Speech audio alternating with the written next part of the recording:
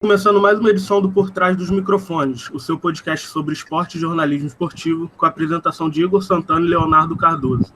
Nesse episódio nós vamos conversar com Marcelo Salazar, ex-jogador de futsal e atualmente auxiliar técnico do Al Faisaly, da Arábia Saudita, onde foi campeão com o técnico Pericles Chamusca. Fala Marcelo, tudo certo? Para iniciar, gostaria que você falasse um pouco sobre a sua carreira de atleta e o que te levou à beira do campo, e também as suas formações pessoais e licenças dentro do futebol. Primeiramente, bom dia, boa tarde, boa noite. Obrigado pela oportunidade, pelo convite. Prazer estar aqui com vocês. E minha carreira profissional começou em 98, mas eu jogo futsal desde 1986, comecei com 8 anos de idade. Sempre joguei aqui em Recife, né? Eu sou pernambucano, nascido em Recife, e joguei aqui. E aqui fiquei até os 23, porque estava cursando educação física. Então fazia os dois, jogava, estudava, joguei futebol, também joguei no Sub-20, né? 3 anos futebol, profissionalizei 1 ano, mas vi que não ia dar muito futuro, estava dando muito conflito e optei por terminar meus estudos de educação física. Então me formei em 2000, aí já jogava profissionalmente futebol de salão. Em 2001 tive a chance de ir para São Paulo, para Osasco, jogar a Liga Nacional de futsal. E aí fiquei 3 meses, nosso treinador acertou com o time da Bélgica. E aí me fez o convite para ir com ele. Eu prontamente aceitei, e aí comecei minha carreira fora do Brasil em 2001, na Bélgica, na cidade de Charleroi. E aí fiquei lá 4 anos. Nesse tempo, obtive a nacionalidade e a cidadania portuguesa, o que me deu a oportunidade de jogar na seleção portuguesa de futsal. Aqui eu já tinha jogado na universitária, na brasileira, né? A gente foi até campeão mundial em 2000, mas com essa cidadania portuguesa eu tive a chance e optei por jogar pela seleção portuguesa, e lá joguei de 2004 até 2010. E de clubes eu fui para a Espanha também, joguei lá na Espanha 5 anos, em Saragoça, Talavera, Guadalajara, e de lá eu recebi um convite para ir para o Kuwait. Já estava no final da carreira, estava ali em 2011, então com aquela crise toda ali, desde 2008 vinha caindo muito o nível, né, financeiro da Liga Espanhola, na Europa de modo geral. E aí quando eu recebi esse convite, como sempre associei minha paixão pelo jogo, a oportunidade de conhecer novas culturas, de crescer pessoalmente, né? Era uma oportunidade boa também, não só financeira, eu não conhecia nada do Oriente Médio. E aí, juntamente com a minha esposa, a gente tomou a decisão de aceitar o convite. Aí fui para o Kuwait em 2011, já estou lá 10 anos, né, no mundo árabe. Lá eu parei de jogar, joguei 2 temporadas, parei e já comecei por lá mesmo a trabalhar. Trabalhei com futsal no começo, trabalhei em escola como professor de educação física, escola internacional, mas já sabia que em 2013, por aí, eu já decidi que eu não queria treinar futsal, não queria trabalhar no futsal, decidi para o futebol e comecei na CBF Academy. Então não se chamava CBF Academy, né? Em 2013, e aí eu fiz arrisquei, na época eu posso dizer que foi um risco começar por lá, porque eu poderia ter começado pela Europa, mas eu optei por começar no Brasil. Conheci as pessoas que estavam por trás do projeto, né, que é o Maurício Marques e o Oswaldo, que estão lá até hoje. E aí fiz a licença C. Fiz a licença C em 2013, fiz a B em 2014, e aí já fui trabalhando com futebol lá no Kuwait mesmo. Trabalhava como personal, trabalhava com futebol, com escolinha, trabalhei na escolinha do Milan, trabalhei na escolinha do PSG, que eles tinham núcleos lá no Kuwait. E em 2016, quando eu tirei a licença A, eu fui trabalhar como preparador físico já no futebol profissional. Que esse era meu plano de carreira, eu não queria começar pela base, pela minha idade, enfim. Ex-jogador começa tarde, né? Então eu fiz essa opção e comecei como preparador físico. Como eu tinha um diploma de educação física, me permitia começar como preparador físico. E esse foi o caminho mais curto para o futebol profissional. Eu comecei em 2016, fiquei 2 anos no Al-Shabaab do Kuwait. Fomos campeões da segunda divisão, chegamos na final da Copa da Federação. E aí, em 2018, eu recebi o convite do Pericles Chamusca para ir para o Al Faisaly. A gente tinha feito curso juntos em 2016 e ele já tinha batido um papo comigo sobre essa possibilidade, né? E a chance surgiu em 2018, quando o Face ele contratou o Chamusca, e aí nós fomos para lá. Na época o Carille estava lá, na primeira vez que ele saiu, que ele tinha levado o Otero, o Fernandão, e nós fomos à segunda comissão. Com um mês que a gente estava lá, o Carille voltou para o Corinthians. Em 2019, nós ficamos sendo a única comissão brasileira na primeira divisão da Arábia Saudita, né? Então, nesse meio termo, eu continuei fazendo minhas licenças, terminei a licença Pro em 2018, e agora, depois de 3 temporadas lá no Al Faisal, nosso contrato acabou, o Péricles Chamusca mudou de time, ele tá indo para o Al-Shabaab agora, vai começar um novo projeto lá, e eu decidi não seguir com ele, e acertei agora no Al Nassr, que é o time dirigido pelo Mano Menezes. A gente se junta agora dia 6 de julho, estamos viajando para a Bulgária para começar a pré-temporada lá, e vai ser uma temporada bem ilusionante, né? Tem Copa da Ásia agora, em setembro começam a fase de mata-mata, né, de playoff da Copa da Ásia, e o Al Nassr é um time grande da Arábia, então foi um salto importante na minha carreira. Toda a gratidão ao Chamusca, e agora começar com um treinador de seleção brasileira, né, que é o caso do Mano Menezes. É mais ou menos isso aí. Então, eu sou formado em educação física, sou ex-jogador de futsal e tenho a licença Pro da CBF, todas as licenças, né, a C, a B, a A e a Pro. E uma coisa que eu acho que me diferencia um pouco nesse mundo do futebol é que eu falo 5 idiomas. Eu falo, além do português, eu falo fluentemente, falo e escrevo, né? Fluentemente o espanhol, o inglês e o francês. E falo árabe. Escrever não escrevo com fluência, que é muito difícil, mas eu me desenrolo muito bem na fala árabe, principalmente no que se refere à parte do treinamento em si, né? Marcelo, a gente ainda vai entrar um pouquinho mais para frente nesse assunto do seu histórico no futsal, das suas viagens pelo mundo, mas a gente queria entrar agora falando da sua função atual como auxiliar, e queria que você falasse um pouco para a gente como é esse trabalho, o que um auxiliar ou o treinador adjunto, como ele é chamado fora do Brasil, o que ele faz, em que ele auxilia o treinador e até onde vai a sua liberdade para mexer na equipe, dar uma orientação, enfim, qual a sua liberdade junto ao treinador, claro, para você dar uma ideia dentro do treinamento e dentro dos jogos. A liberdade quem determina, Igor, é o treinador, né? Você, a palavra já define a tua função, é auxiliar o treinador. Isso não quer dizer que você anule suas ideias, mas você contribui com as suas ideias para enriquecer a comissão, né, de que você participa, mas isso aí é muito importante a gente ter claro que a liderança, a chefia é do treinador, e aí, de acordo com o perfil de liderança do treinador, esse treinador vai determinar o funcionamento da sua comissão, né? Tem treinador que não gosta que ninguém fale durante o jogo, que todo mundo no banco, ninguém dá instrução, ninguém fala nada. Já tem outros que determinam bola parada. Por exemplo, na seleção, é o Thiago que a questão da bola parada é com o Thiago. Então, sempre que vai entrar algum jogador, ele que dá as instruções ali em relação à bola parada, o Kleber já tem outra função. Então, cada treinador tem sua. Eu conheci um brasileiro que treinava, o professor Jorvan Vieira. Ele é brasileiro radicado em Portugal, mas já está no UFA há 37 anos. E ele, quando eu estava começando, ele falou para mim, ele falou, auxiliar meu não dá um pio. Faz o que eu mando, a gente conversa ali na sala, antes do treino, né? O que é que vai fazer, você faz isso, você faz aquilo, mas chegou no campo, ele não dá uma instrução, porque quem fala sou eu. Então é o treinador que determina. Não tem como você dizer assim, faz isso, faz isso. Eu falo da minha experiência com o Chamusca, que é um cara muito aberto, então que me deu bastante responsabilidade, me deu muitas atribuições. Então desde o planejamento do treino, desde a discussão, total liberdade para falar, para conversar, para discutir, mas sempre com a clareza que a palavra final era dele. Isso aí sim, é uma coisa que todo auxiliar tem que ter.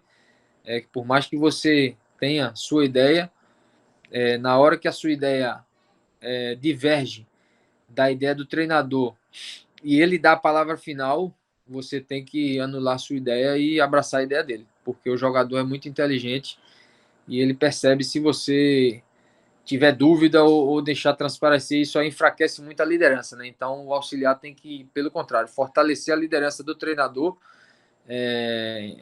deixando as divergências dentro da sala da comissão. Até ali, até onde o treinador deixa as opiniões serem faladas, tudo bem, mas a partir do momento que ele fala, tá, escutei todo mundo, o que a gente vai fazer é isso. A partir desse momento, a gente tem que fortalecer a liderança dele e abraçar aquela ideia como se fosse nossa.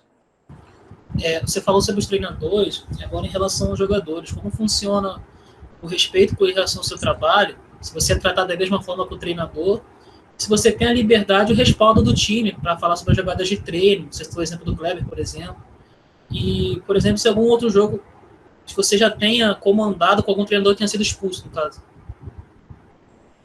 Em relação a essa a liberdade de você falar, ou como os jogadores te tratam, te enxergam, vai muito do dia a dia, vai muito do seu proceder diário, porque a hierarquia existe desde que o mundo é mundo, existe hierarquia, e nunca o jogador vai ver o auxiliar como treinador, porque a gente não é o treinador principal. Mas isso te permite ter conversas com os jogadores que eles talvez não tenham com o treinador principal. Então a gente meio que serve de escudo ali, escuta muita reclamação de quem está na reserva, de quem foi substituído e etc, porque alguns não têm coragem, alguns não têm abertura. Eu, por falar tantos idiomas, então os jogadores às vezes não querem falar com o tradutor na frente, então vem falar diretamente para mim, porque a gente tem jogador que fala francês no time, tinha jogador que fala árabe, então muitos vinham conversar comigo para também não falar com o tradutor, porque enfim, o tradutor passa a informação para a diretoria, então eles... Mas essa confiança você ganha no dia a dia, né? Essa confiança, esse respeito, você tem que se impor.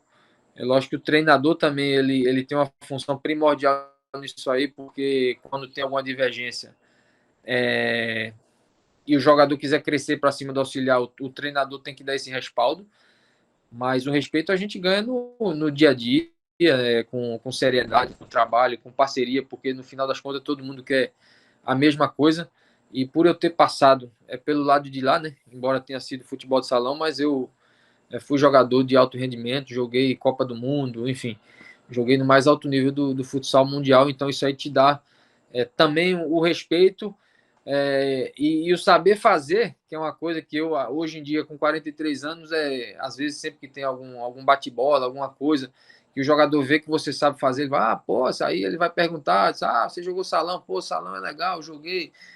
Então, isso aí também me permite algumas correções na parte técnica e te dá uma certa, como é que fala? Te dá uma certa autoridade técnica para corrigir um jogador. Porque tem muito jogador que fala, tá, você tá me corrigindo, mas você nunca jogou. Você quer me ensinar a chutar, você nunca chutou. O jogador vai falar isso aí. E aí a gente tem que estar preparado para saber reagir nessas situações e sempre reagir com profissionalismo e naturalidade e firmeza, né? E olho no olho, que é uma coisa que o jogador valoriza muito, é você não mentir pro jogador, falar se ele saiu porque estava mal, falou, cara, você pensa em você, mas o treinador tem que pensar nos 11, tem que pensar nos 20, tem que pensar no time, não tem que pensar em te agradar, não. Você ficou chateado, beleza, tá ótimo que você fica chateado, é bom que você fica chateado, mas você saiu por causa disso, disso e disso, e a decisão eu acho que é correta.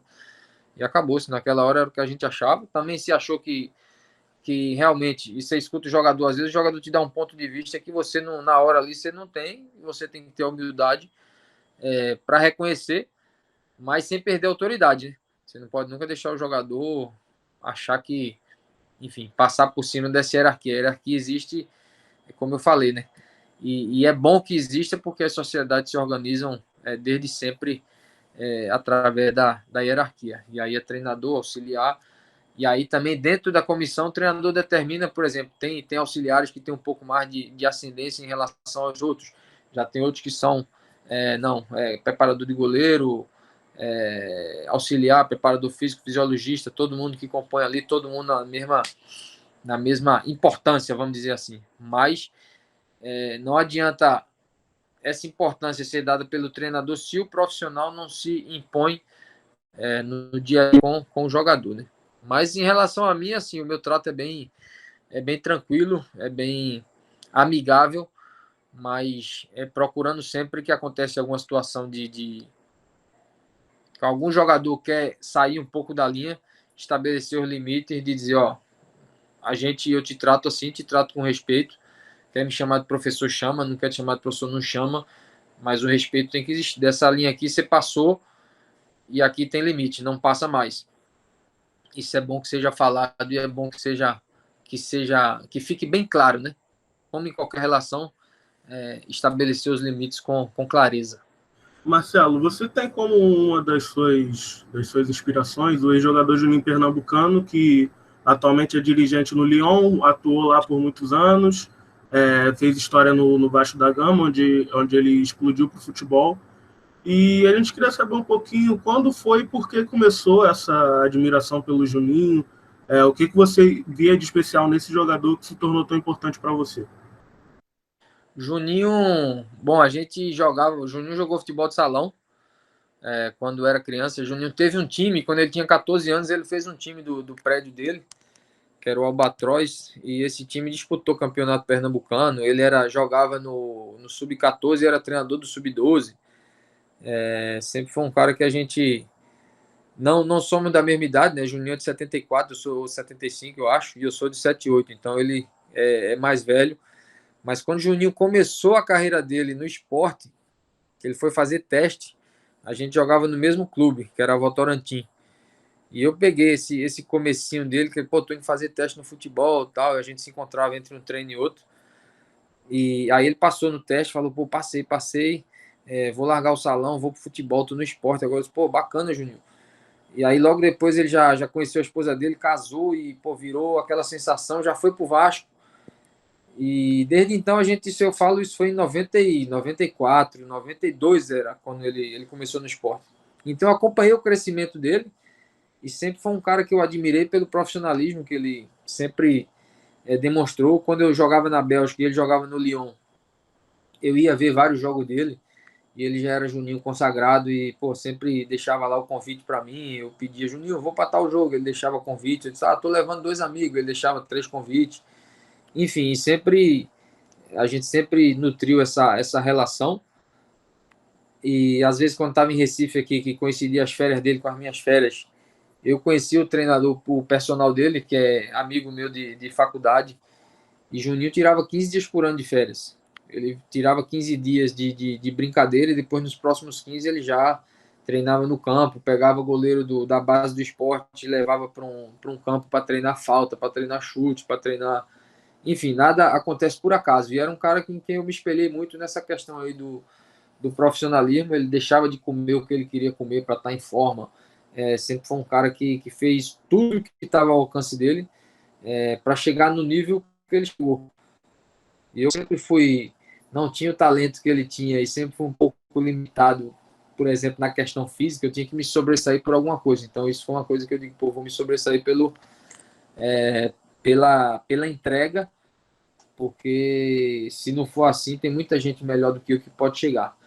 Então o Juninho sempre foi esse espelho para mim na questão da mentalidade vencedora, de fazer o que tem que ser preciso, mesmo que a gente não goste, e durante muito tempo, e às vezes sem obter o resultado, para conseguir aquilo que a gente quer. E até hoje a gente mantém contato. Quando ele foi para o Lyon, sempre que eu mando mensagem para ele, ele responde, acompanha os resultados, assiste, sempre baixo o jogo do Lyon para assistir e vou conversando, batendo um papo com ele.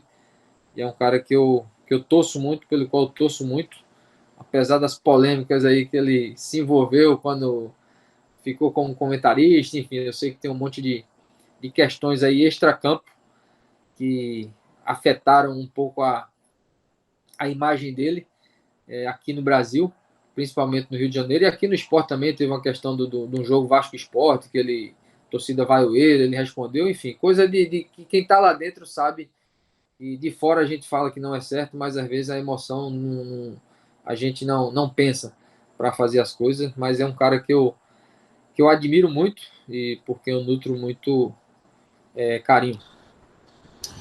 Marcelo, você comentou que vai trabalhar com o Mano Menezes na próxima temporada. Eu gostaria que você Isso. falasse como surgiu o convite e quais as expectativas para esse novo trabalho.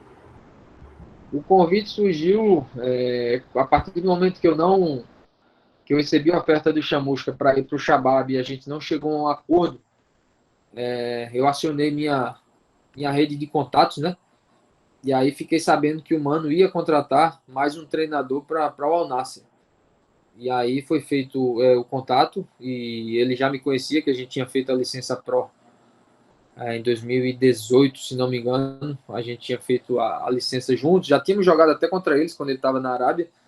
E ele falou, pô, mas ele não vai ficar mesmo? Não, não vai. E aí a gente se encontrou, conversamos, ele explicou o que é que ele estava buscando, se eu podia fazer, se eu conseguia fazer, perguntou o que é que eu estava fazendo no Face ali. Enfim, foi uma conversa bem informal, mas também bem direta. Mano, é um cara muito direto, né?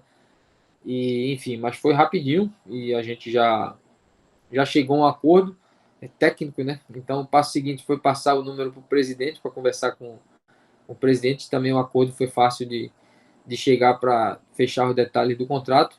E as expectativas são grandes, né? O Nasser é um time grande da Arábia Saudita, juntamente com o Al Hilal, né? São os dois maiores clubes do país. E fazem 2 anos que o Nasser não ganha. Esse ano começou muito mal, com o Rui Vitória, era o treinador, o português, e eles começaram muito mal, ficaram inclusive em zona de rebaixamento. Na 8ª rodada, o Nasser estava na zona de rebaixamento.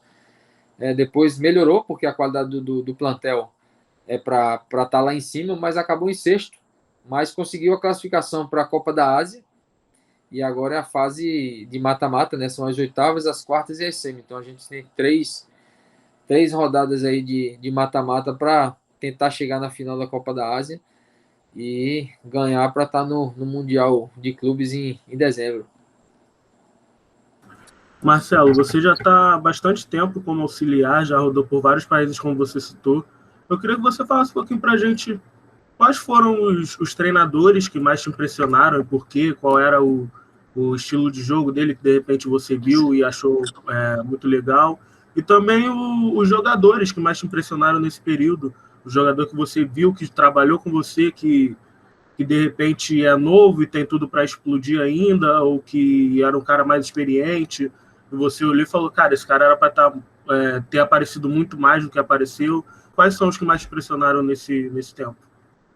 Como treinador, eu trabalhei com um treinador no Kuwait, que era um local, e trabalhei com o Chamusca, né? Esses foram os dois treinadores na minha carreira no futebol profissional com os quais eu trabalhei.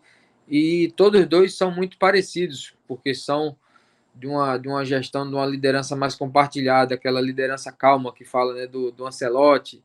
Não são pessoas de dar grito, de criar conflito, mas são pessoas mais de agregar, de escutar, de entender. Então, isso aí funciona, tem hora que funciona, mas é importante a diversidade também dentro da comissão, até para você escutar outros pontos de vista e dizer assim, pô, nesse caso eu faria diferente, e você pensar, pô, já teve alguém que fez diferente e deu certo, porque relação humana não tem receita, né? Então, é bom a gente sempre aprender através da observação, é uma coisa que eu me dedico muito a observar, não só o treinador, mas todos, diferentes personalidades, o preparador de goleiro com os goleiros dele. Como que é a personalidade do treinador, como que são os goleiros, onde é que dá conflito, por que dá conflito, e trazer isso para a minha realidade. Né? Em relação ao estilo de jogo, no Kuwait era um treinador que não tinha um jogo muito elaborado, era basicamente bola longa e brigar lá na frente para tentar conseguir alguma coisa dentro da área, não tinha muita elaboração de saída com o goleiro, até porque o goleiro não tinha muita qualidade e já tinha uma certa idade para melhorar. No Face a gente conseguiu construir mais, porque foram 3 anos, né? Mas com muitas mudanças de jogadores. Então a gente jogou basicamente ou no 4-2-3-1, ou jogava no 4-3-3. E esse ano a gente, como tinha dois atacantes bons, a gente variou muito para 4-4-2.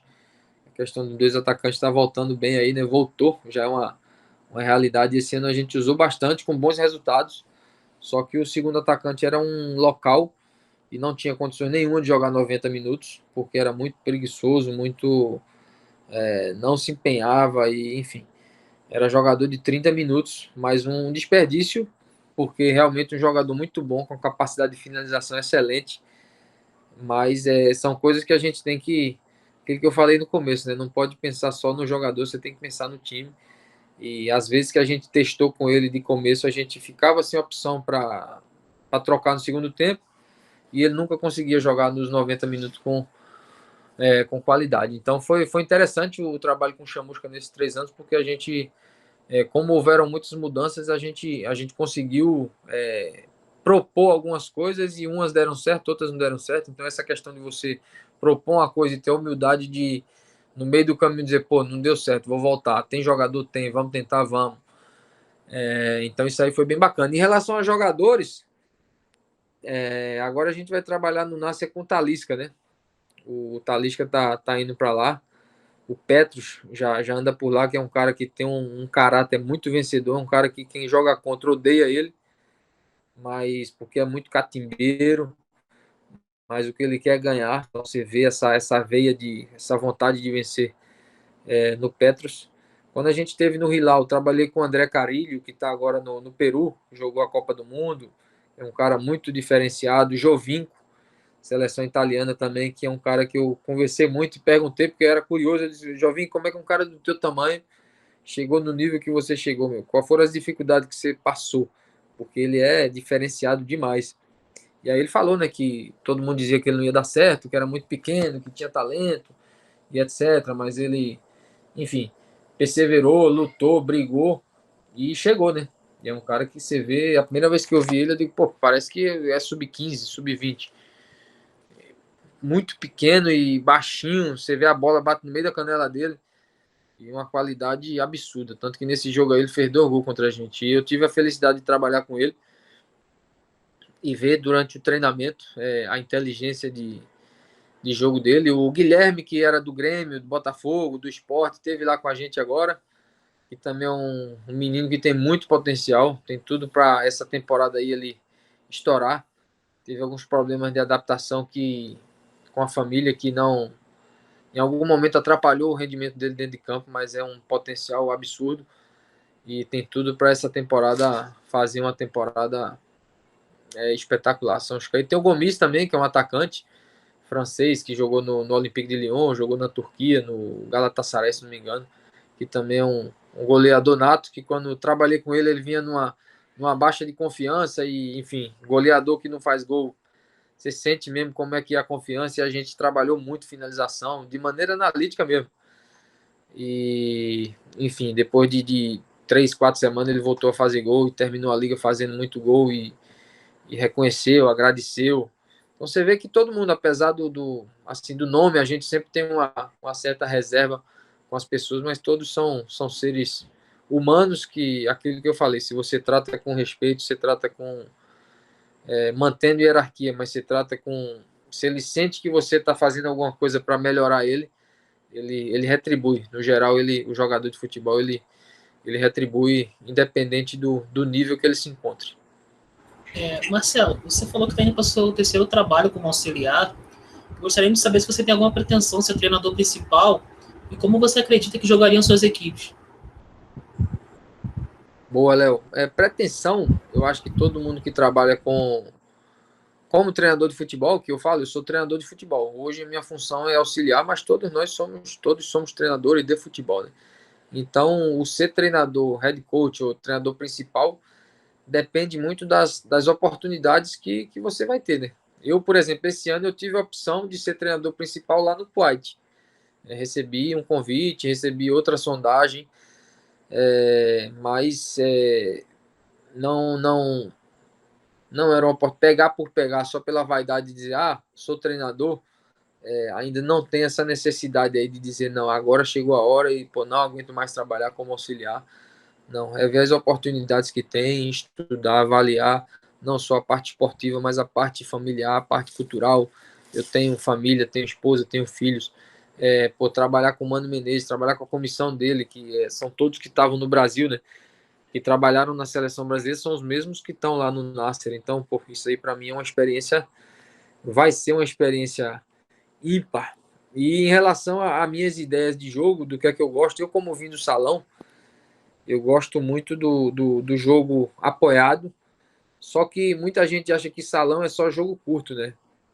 E não sei se o Futo ele já fez algum podcast com o PC, não sei, eu acho que o PC tratou desse tema aí. E o PC é um cara que trabalhava sempre com triângulo, mas o outro era sempre um escape. Então no salão tem bola longa, você não pode trabalhar só curto, porque fica fácil. Se todo mundo estiver pertinho, você marca fácil. O adversário rouba a bola com 2, 3 caras, te rouba a bola. Então, essa ideia de atrair para buscar uma bola longa é uma coisa que. E a inteligência do jogo, né? A inteligência circunstancial, que é uma coisa que no futsal você tem que ter muito, porque o jogo é muito mais dinâmico. Então, as situações mudam. E eu não tenho essa. Meu time vai sempre pressionar, meu time vai sempre defender assim, porque o jogo muda, o placar, o jogo aos 5 minutos não é o mesmo jogo aos 85 minutos. Se tiver 0-0, se eu tiver ganhando, se eu tiver perdendo, se meu melhor jogador machucou, se meu goleiro, enfim, se o jogo é fora, se o jogo é em casa, se é eliminatório, se não é, todas essas circunstâncias aí fazem com que você tenha que se adaptar ao que o jogo pede naquele momento.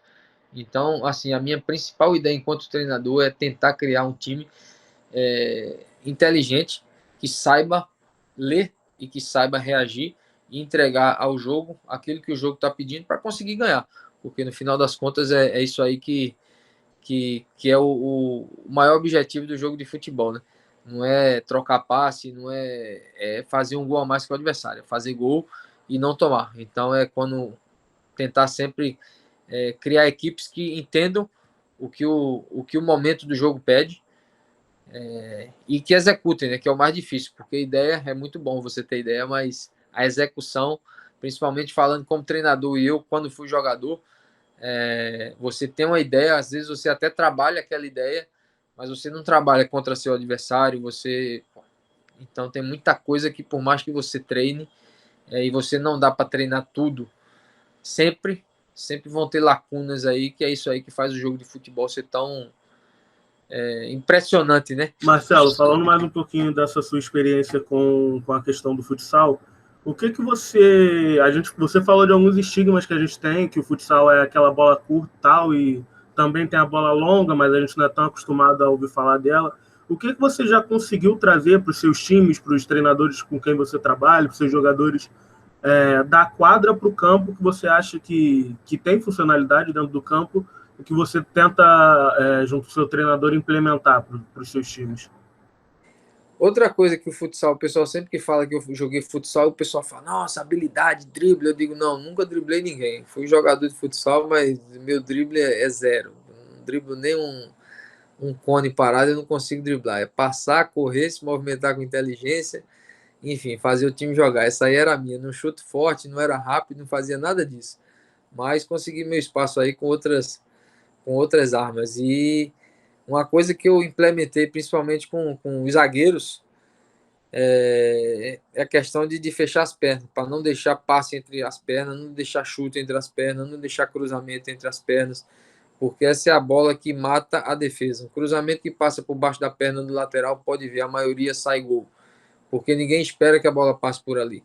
Chute de fora da área que passa por baixo da perna do zagueiro, gol. O goleiro não espera que a bola passe por ali. Tudo isso aí eu aprendi no futsal. Então, aprendi com outras pessoas, eu sempre buscava o passe por baixo das pernas, porque é um passe que desmonta, e nunca, ou sempre evitava, sempre fechava minhas pernas, um negócio que eu fiquei obsessionado, porque num campeonato do mundo tomei um passe assim, a gente tomou um gol.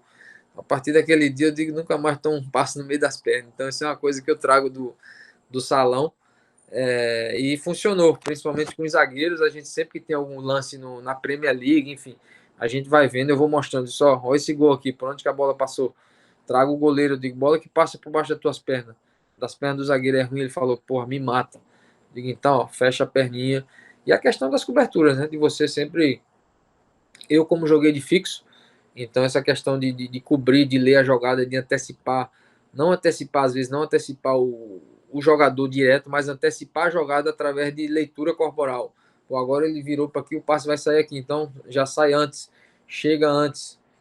A questão do movimento de pescoço, para quem joga aí já na parte ofensiva, né? Para quem recebe a bola de costa, geralmente é volante, é meia. O extremo, quando vem receber por dentro, sempre tá olhando aqui para ver se tem espaço para girar, se pode pisar, se não pode, se vai dar só uma carimbada de volta. Mas saber o que está acontecendo ao seu redor, que é uma coisa que Xavi fazia muito bem, enfim, grandes meio-campistas aí, é uma qualidade que eles têm que ter. E até o atacante também, quem joga de pivô na referência, saber se está só, se não pode. Questão do giro, que é uma coisa que a gente está vendo o Lukaku fazendo nessa Eurocopa, que é difícil o zagueiro de futebol, como ele não joga contra jogadores assim, às vezes ele não sabe como defender. E a gente teve um exemplo agora nosso, na nossa final da Copa, nós jogamos contra um atacante camaronês, o Tawamba, e ele é um pivô de futsal. E aí a gente passou um mês treinando, a gente jogou com a nossa zaga reserva, então passei um mês treinando com eles, e treinei muito essa situação aí de pivô. Trouxe vídeo de futsal para eles, enfim. Falei o que eu fazia, a gente praticou e ele não conseguiu girar nenhuma bola, né? Fez gol, enfim, um baita de um atacante. Mas são coisas que a gente consegue trazer. E questão de bola parada, né? Bola parada é uma coisa que pode crescer muito ainda no futebol. A questão de combinações de bola parada, escanteio, lateral. Tudo isso aí tem muita coisa que dá pra gente trazer com a experiência que eu tive no futsal, dá pra trazer pro futebol. Marcelo, ainda no futsal, eu gostaria que você falasse como foi a sua experiência de jogar uma Copa do Mundo e defendendo as cores de Portugal. A maior experiência esportiva da minha vida. Junto com, eu falei aqui no começo que eu fui campeão mundial universitário com a seleção brasileira em 2000.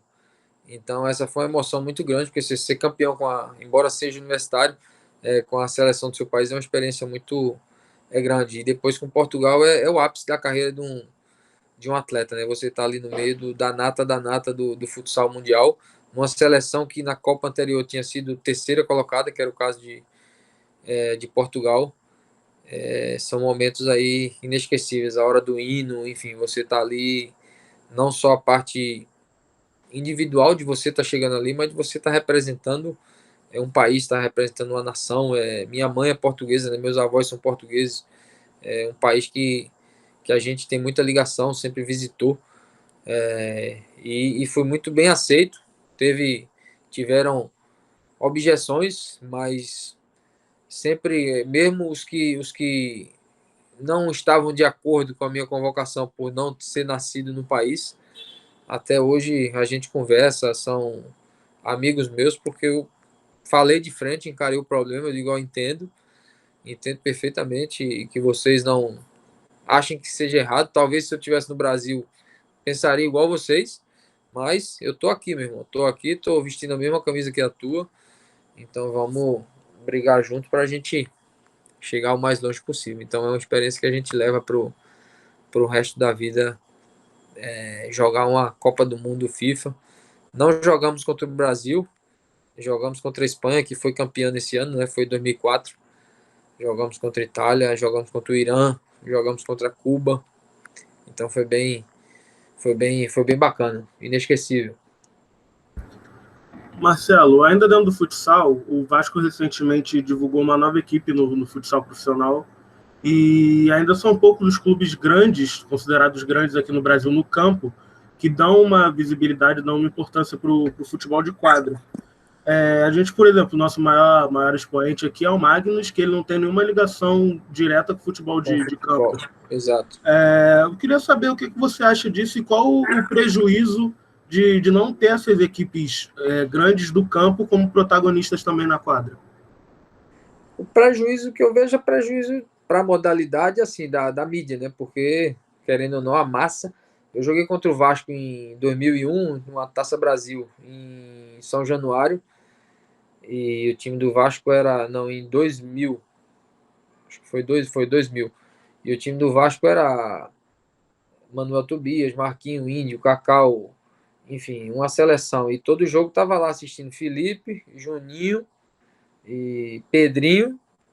Esses três eram fixos. Aí um dia o Edmundo veio assistir também. Mas realmente são poucos clubes. Você vê aí o Jaraguá, são os grandes clubes hoje do futsal brasileiro, né? O Jaraguá, o Carlos Barbosa, o Atlântico de Erechim. Você falou aí o Magnus. São clubes que não têm ligação com o futebol. E a gente tem casos esporádicos aí, que é o Vasco da Gama, lá atrás, o Atlético Mineiro, em 97, que até hoje o maior público da história do futsal mundial foi no Mineirinho. Mais recente, o Inter teve um timaço também, o Internacional de Porto Alegre. O Palmeiras já teve, o Corinthians sempre teve, mas não assim agora, ultimamente, nos últimos acho que 6, 7, 8 anos que eles realmente investiram pesado e a torcida acompanha, eu joguei contra o Flamengo em 2001 nessa Liga Nacional que eu disputei, joguei contra o Flamengo, mas eles jogavam lá no Tio Sam, jogavam em Niterói, então eu vejo que, na minha opinião, clubes criando equipes adultas, você atrai muita mídia para o esporte, mas mais interessante do que isso é o que eu tenho visto é o movimento dos clubes trazendo o futsal para o processo de formação juntamente com as categorias de base. A gente já vê aí clubes como o Santos, o Atlético Mineiro, não sei se ainda continua, mas eu creio que continua, o Santos. O Sport Recife começou agora com essa integração. O Juninho Pernambucano está fazendo isso lá no Lyon. O Anderlecht da Bélgica não trabalha especificamente futsal, mas trabalham conceitos do futebol de salão, como, enfim, jogam com 4 ou com 5, né? Que mais clubes? O Atlético Paranaense, se não me engano, também está com essa integração, porque é um fator que ajuda, não tem como negar. Você observa a ajuda que diferentes superfícies e o próprio jogo. Não tem como você bota 5 contra 5 na grama, não vai ser a mesma coisa. Você não vai desenvolver a mesma, porque a velocidade do jogo não é a mesma, a bola não corre do mesmo jeito, enfim. E velocidade é o que acontece hoje no jogo, é esse aumento da velocidade, né? O tempo de reação vai diminuindo cada vez mais, porque a capacidade física dos atletas está chegando no nível que você não tem tempo e não tem espaço para pensar. Cada vez o tempo diminui, o espaço diminui. E isso é justamente o que acontece no salão. Então, essa integração entre os dois, eu acho que é uma coisa que os clubes poderiam aproveitar mais e colocar essa molecada para jogar, né? Quanto mais jogos, quanto mais competições eles tiverem, tanto no futebol quanto no futsal, são totalmente conciliáveis até os 13, 14 anos, que aí é quando eu acho que deve ser dado a especialização, vamos dizer assim, para o futebol, para aqueles que assim desejarem. Marcelo, a gente sempre gosta de falar sobre os jogadores que saíram do futsal, foram para o campo e deram certo, né? O Ronaldo, o Neymar, a gente citou aqui o Juninho, o Pedrinho, mas o Falcão, quando já consagrado no futsal, tentou ir para o campo e ele não deu certo. E, na sua opinião, qual foram as circunstâncias para isso não ter acontecido? Ele tentou tanto na Portuguesa quanto no São Paulo. Leão. Vaidade. É porque a gente realmente vê ele falando exatamente isso, né? Que ele chegou como um pedido no São Paulo, como pedido uma ideia da diretoria, e o Leão literalmente falou que não queria e tal. Mas a gente sempre fica imaginando, porque a qualidade dele no futsal, ele cansou de provar que é absurda, a gente fica sempre imaginando o que ele poderia ter feito dentro de campo.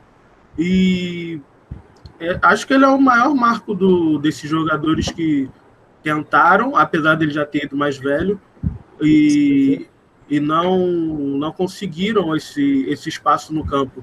Você acredita que ele realmente vingaria? Que ele conseguiria jogar tão bem quanto ele jogou na quadra?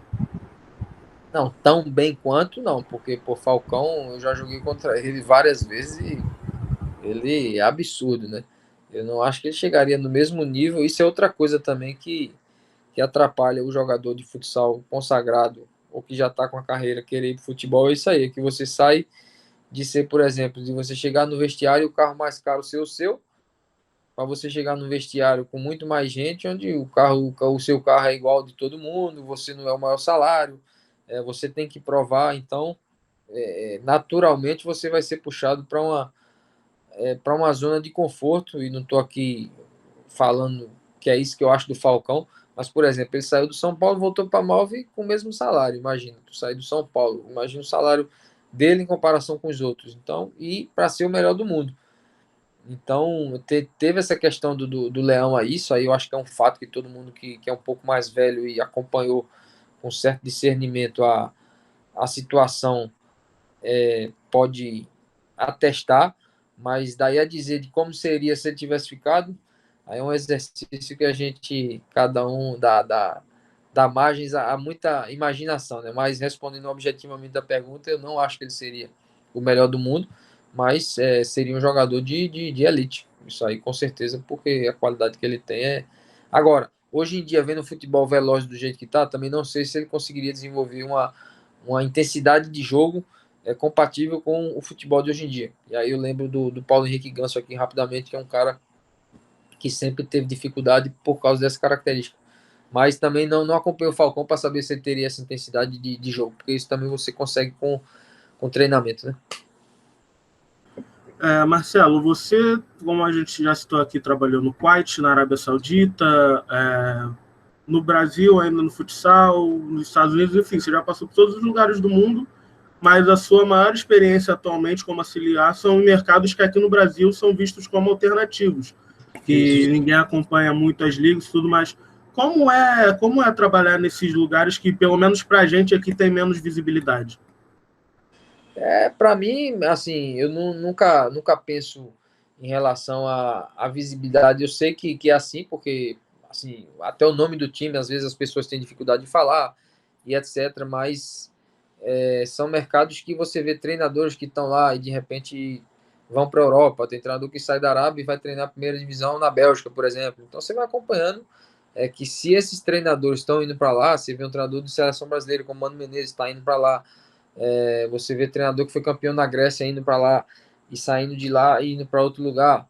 Enfim, treinador que já treinou Sevilha, indo para um time que estava para ser rebaixado, foi para lá esse ano. Então você vê que, pô, por mais que tenha essa visão aqui no Brasil, o mundo do futebol não olha assim, tanto que vários treinadores vão para lá, profissionais, enfim, gabaritados vão para lá, jogadores que jogam mundial vão para lá, e não são só jogadores em final de carreira, como geralmente a gente associa, né? Então eu vejo que é um ambiente competitivo alto, um ambiente onde tem muita gente boa, onde a gente enfrenta treinadores que já trabalharam no Anderlecht da Bélgica, já foram campeão belga, treinadores que já treinaram equipes de mundial, então a gente procura sempre aprender, é uma experiência muito rica, futebolisticamente falando, porque você joga contra um treinador romeno, contra um treinador armênio, contra um treinador tunisiano, contra um treinador saudita, pega um treinador brasileiro, depois pega um treinador português, pega um treinador francês. Então, tudo isso são escolas, são adversários que a gente, como tem que estudar os times, você acaba observando e aprendendo muito com essa diversidade aí. Marcelo, você trabalhou a maior parte do tempo fora do Brasil, né? E aqui no nosso país, a gente está vivendo uma onda de treinadores estrangeiros que vem para cá, antes mesmo do Jorge Jesus. Gostaria de saber como você observa isso e se você tem vontade de trabalhar aqui no Brasil. A onda, você me falou, eu acho que é uma moda, né? Como teve a moda dos treinadores interinos assumirem depois que o Carille foi campeão com o Corinthians, todo mundo demitiu os mais velhos e não, agora é só treinador novo, a escola nova, futebol moderno, etc. Agora é treinador estrangeiro, e aí pô, tem treinador estrangeiro que dá certo, tem uns que não dão certo, porque os problemas do futebol brasileiro são inúmeros e sem tempo ninguém faz mágica. Agora, existem bons treinadores e maus treinadores. A minha classificação é justamente essa aí. Existem bons e existem ruins. E às vezes o cara que fez um bom trabalho aqui faz um mau trabalho ali. Às vezes um cara que fez um bom trabalho fora vem para cá e não faz um bom trabalho, porque o número de variáveis é muito grande.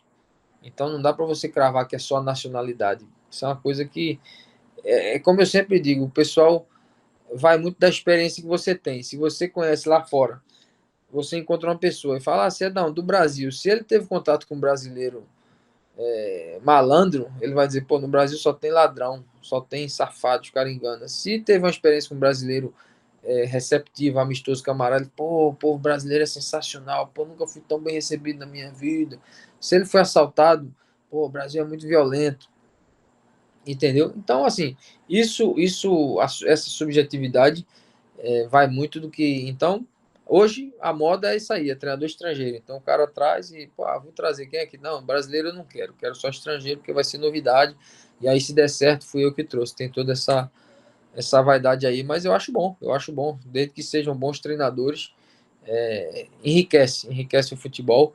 Feito eu falei, eu tenho essa oportunidade lá na Arábia e é muito enriquecedor.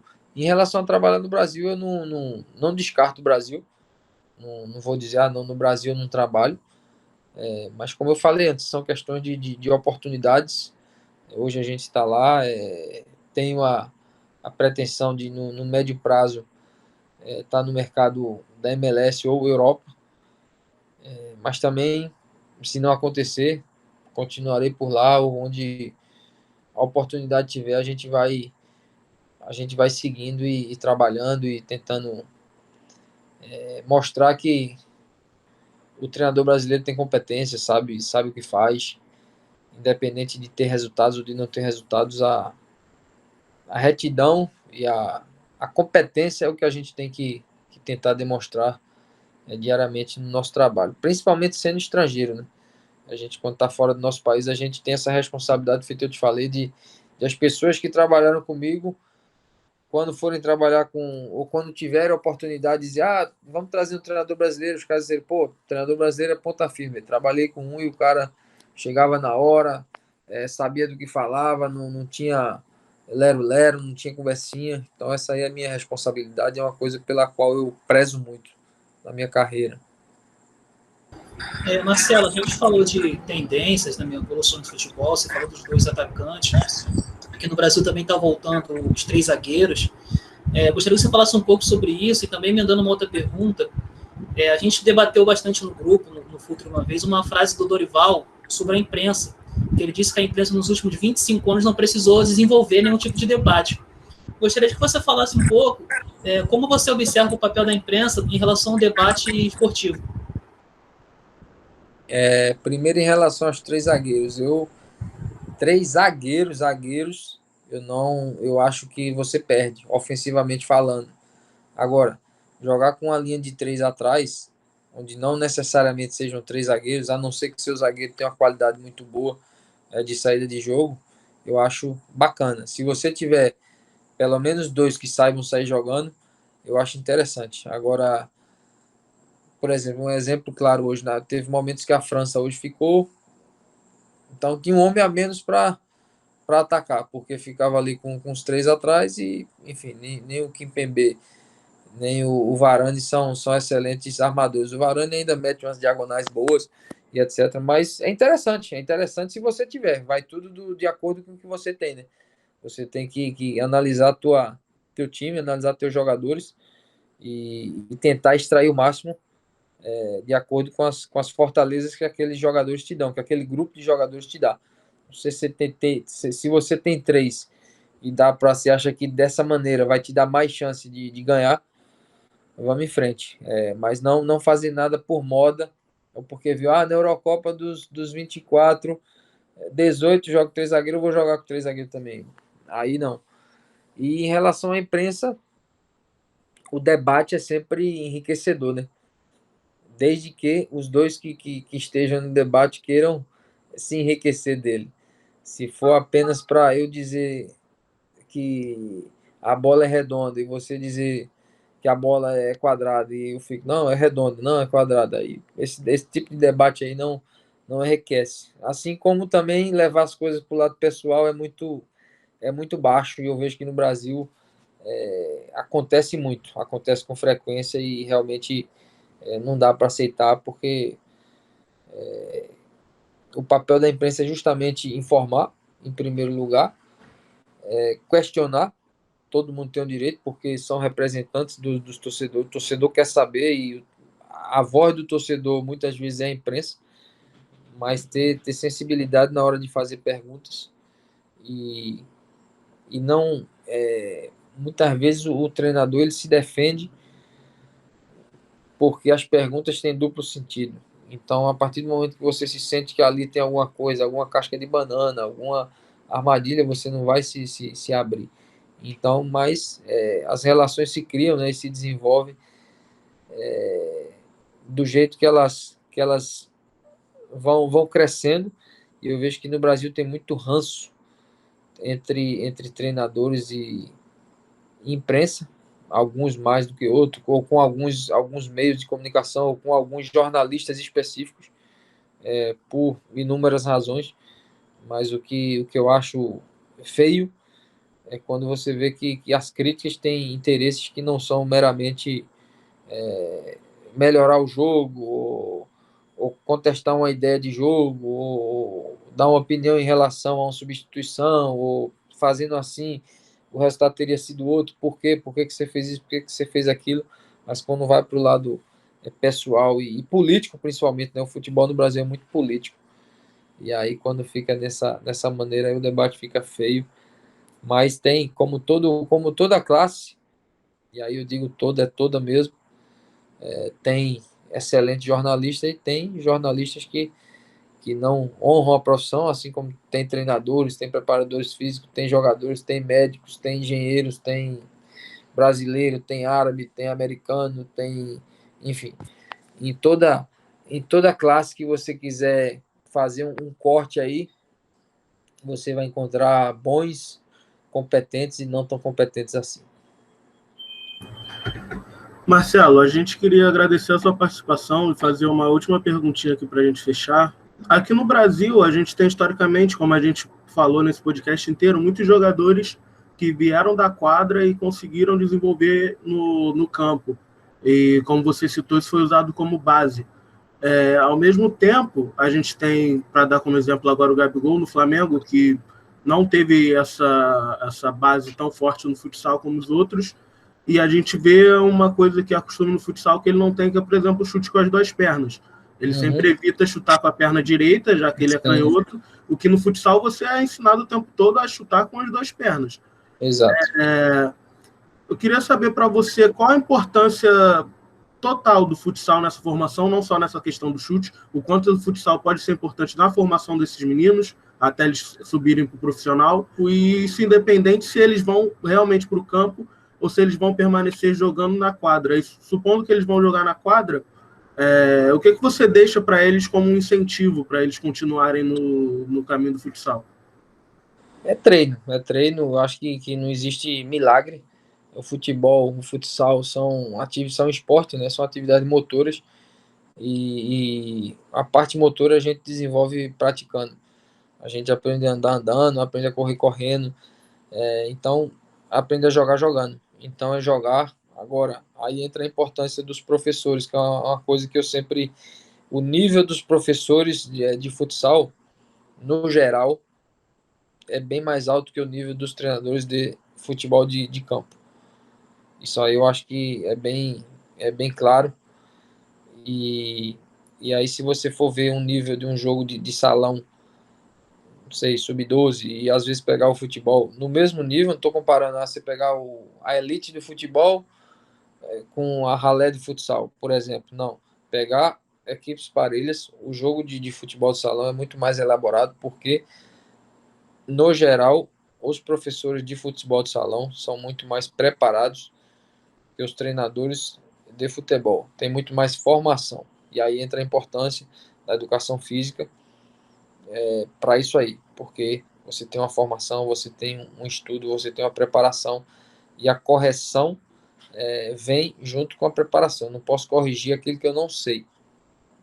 Então, a coisa que eu sempre observo é que no futsal você vai ter no geral, você vai ter bons treinadores, você vai ter bons professores, e aí cabe a você praticar. Não é uma coisa que ninguém empurra a goela abaixo você chutar 100 vezes a bola na parede, feito eu chutei para aprender a chutar de esquerda, porque também com 9 anos de idade eu não sabia chutar de esquerda, mas aprendi. Como? Chutando na parede.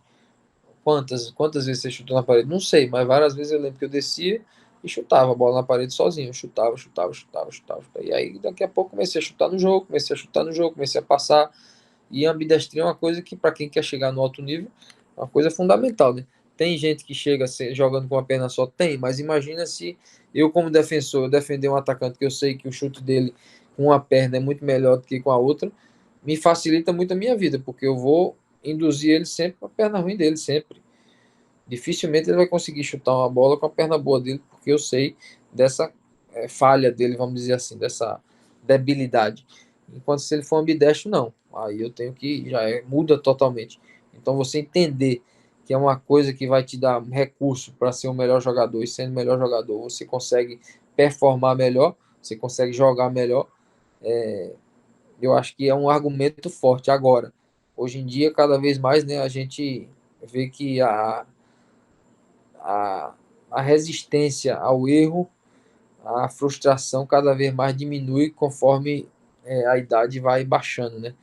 Hoje em dia é muito comum você ver a criança ou o jovem errar e parar, ou não querer continuar, ou o que é que eu vou ganhar fazendo isso? Não sei, cara. Mas se você não fizer, você não chega. Vou chutar sem bola na parede, você jogador, não sei. Agora, se tu não chutar sem bola na parede, a tua chance de ser jogador vai ser muito menor do que se tu chutar sem bola na parede.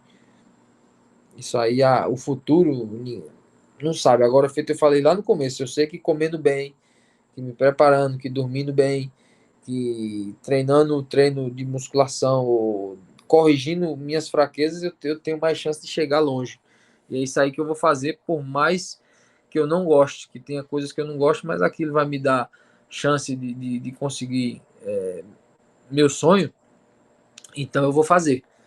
Então é isso aí, é treino, é procurar bons professores e praticar e não ter medo de errar. Errar, levantar e tentar de novo, e correr atrás do sonho, né? Marcelo, a gente gostaria de agradecer a sua participação. E para você que nos acompanha na caixa de som ou no fone de ouvido, esse foi mais um episódio do podcast Por Trás do Microfone. Além do Marcelo, você encontra mais este e outros conteúdos no nosso Instagram, que é @portrás2micros, e também nossos Twitters. Basta pesquisar por lcardoso21 e santanaigor27, e também no mídia do Igor. Nós ficamos por aqui, obrigado pela sua audiência e até o próximo episódio.